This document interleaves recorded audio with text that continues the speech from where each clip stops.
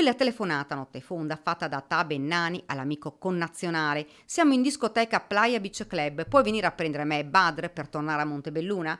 Avevano chiesto un passaggio per poter tornare a casa i due giovani arrestati per l'omicidio di Lorenzo Cristea. Quella chiamata, dice l'avvocato Fabio Targa, legale di Bennani, Ruagi invece difeso dall'avvocato Fabio Crea, confermerebbe che Ta e Badr non avevano la minima intenzione di preparare un agguato. Il locale, i due nordafricani, lo avevano raggiunto con amici di Badr, ma se n'erano andati via prima. Così erano rimasti a piedi, si erano incamminati in attesa del loro amico che li stava raggiungendo assieme alla fidanzata. L'auto della coppia, arrivata in prossimità del locale, si è trovata in coda alle tre macchine dei ragazzi coinvolti nella rissa. Hanno visto qualcosa, la lite, ma non sono riusciti a distinguere i due amici e forse, anche per paura, si sono allontanati.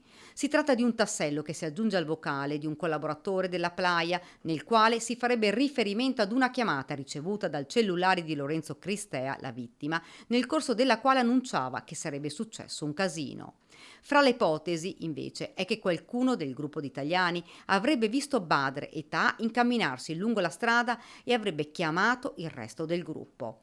Una tesi che sarà chiarita attraverso il controllo che verrà effettuato su tutti i telefonini sequestrati ai ragazzi, sia gli arrestati che i 7 indagati, compreso quello della vittima. Il prossimo 28 maggio verrà affidato l'incarico a Nicola Chemello, il consulente della procura, che dovrà esaminare i dispositivi. Oltre alla messaggistica, l'attenzione degli inquirenti è puntata su eventuali chiamate avvenute tra i telefoni del gruppo di italiani. Il 30 maggio prossimo ci sarà il ricorso al riesame contro l'ordinanza che aveva fatto finire in carcere i due ragazzi nordafricani.